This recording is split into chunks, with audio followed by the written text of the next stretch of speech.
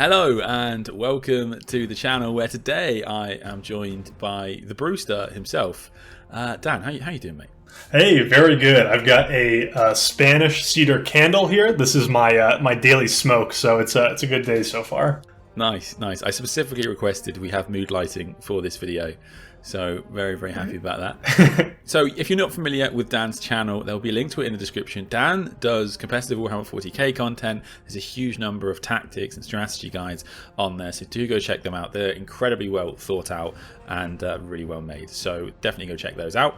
Today, however, we're going to be talking about terrain and some tactics around terrain.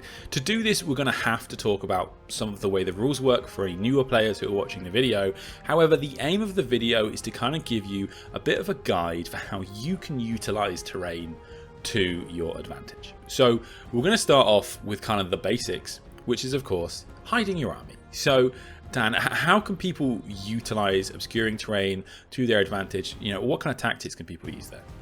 Yeah, so one thing, if anyone has gone to Warhammer 40K tournaments, they'll notice that probably the most common terrain piece is the ruin. It's on almost every single board you'll play on. And each piece of terrain in a game of 40K will have different tags on it. Those tags essentially confer different abilities. So ruins have the ability called obscuring. And obscuring essentially says that if something is on the other side of it, you can't shoot it. And if something is inside an obscuring piece of terrain, like inside ruins, you can shoot them as long as your model also has true line of sight and, you know, can see through a window or a crack to that model. So it's very important that you hide your models on the first turn of the game so you don't lose your army against a list that can shoot you off the table. So I would say in most tournament boards, you should be able to hide roughly maybe 70 to 75% of your army between obscuring pieces of terrain, because you deploy your army and then roll to see who goes first. You have to kind of play it safe and say, I don't know if I'm going to go first or second, and because of that, I'm going to play safe, hide my army behind, you know, different pieces of terrain, and if my opponent goes first, then he can't shoot me, and if I go first, then I'll move up and try to seize some terrain and maybe start scoring some secondary or primary points. You can see on the screen actually what GW's recommended terrain is, and it does vary tournament to tournament, but most tournaments will have a similar amount of terrain to this, and so you can absolutely, as Dan says, hide 75% of your army on most boards. A good tip for newer players is that do remember when it comes to things like auras, you actually do get to move before you shoot. And always worth remembering that because knights are on the scene very soon, when it comes to knights, you can see them, they can't see you. Make sure you're staying in cover because it's going to be a huge advantage in that matchup. So Dan, there's another very popular trick that you can use with obscuring terrain, and that is around also utilizing that breachable keyword. So how can you utilize the breachable keyword to your advantage in Warhammer 40K? So breachable states that infantry, beasts, and swarm models can move through walls, girders, and chains. Essentially, they can move through the walls of a building that has breachable. So ruins have several tags on them. One of them is breachable. So that means that your troops, infantry, beasts, swarms, can move through walls of these ruins, but if they don't have windows, for example, like it's just a solid wall, you can't see through that. So what that allows you to do is essentially do what's called like island hopping or leapfrogging, where you can essentially move from one piece of obscuring terrain. You can imagine a little box and your troops are hidden inside that box. And then they can also move through to another box. If you've got troops, like if I play Blood Angels and I've got 12 inches of movement, on my jump pack troops, and they advance, I can actually very easily move from one box to another box, and during that entire time preventing myself from being shot at because I'm staying obscured. And so I highly recommend using the combination of breachable and obscuring to allow you to like kind of island hop from one safe zone to the next. And as a little tip for you, kind of, your Blood Angels players and you combat factions, when it comes to breachable terrain, this provides actually quite an easy way to ignore Overwatch. Because what you can do is you can charge through a wall, and Overwatch is actually declared before you make a move.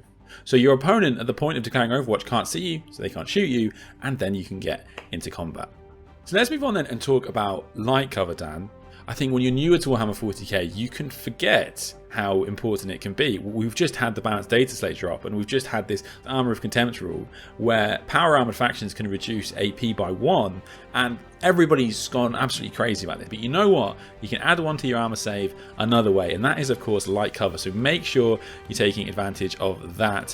One thing that people kind of misunderstand is how much of an effect little buffs like that do. So what light cover essentially says is when your unit is being targeted by a ranged weapon and you're receiving the benefits of cover, that could be something like sitting inside a ruin and someone's shooting at you, you get +1 to your saving throws on your armor save. So not your invulnerable save, just your regular armor save.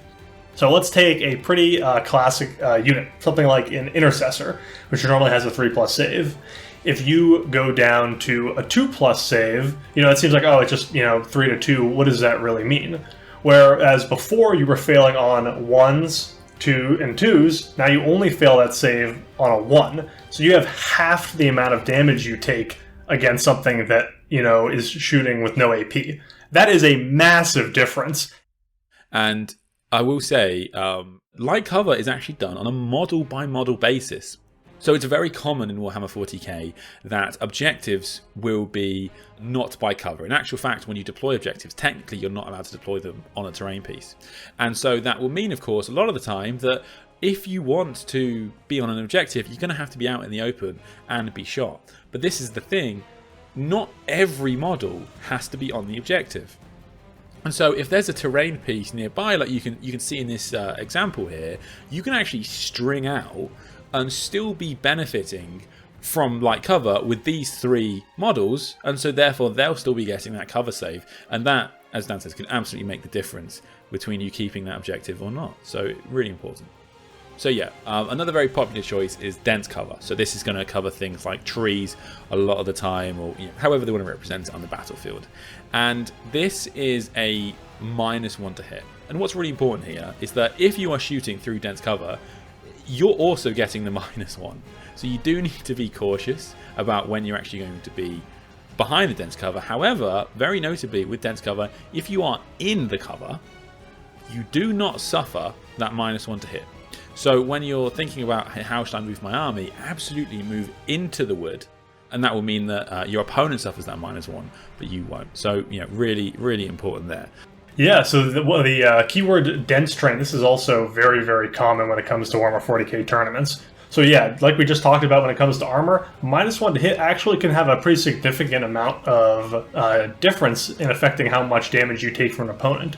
But one of the things I'd like to talk about is kind of the trade-off between using dense terrain, usually forests, or not. Because a forest, for example, also has the keyword that it is difficult terrain, or difficult ground, which means you get -2 inches of movement when you move through or move in that piece of terrain. So, for example, if you want to not get the -1 to hit yourself, you have to be in the piece of terrain, which means you need to move through it. So if you move into the terrain, you're going to lose 2 inches that turn. And then on your next turn, when you move out of the terrain, you're also going to lose 2 inches. So in that in-between turn, when your opponent is going, yes, they get -1 to shoot at you, but you've effectively lost those 4 inches on movement over the course of 2 turns. So what do you want to do? Do you want to, give your opponent the -1 to hit, but not you? Because you can do that, you're just going to pay with it for about 4 inches of movement. So that is going to be a decision you make in the actual game of what's better for you, but you should know what the trade-off costs are.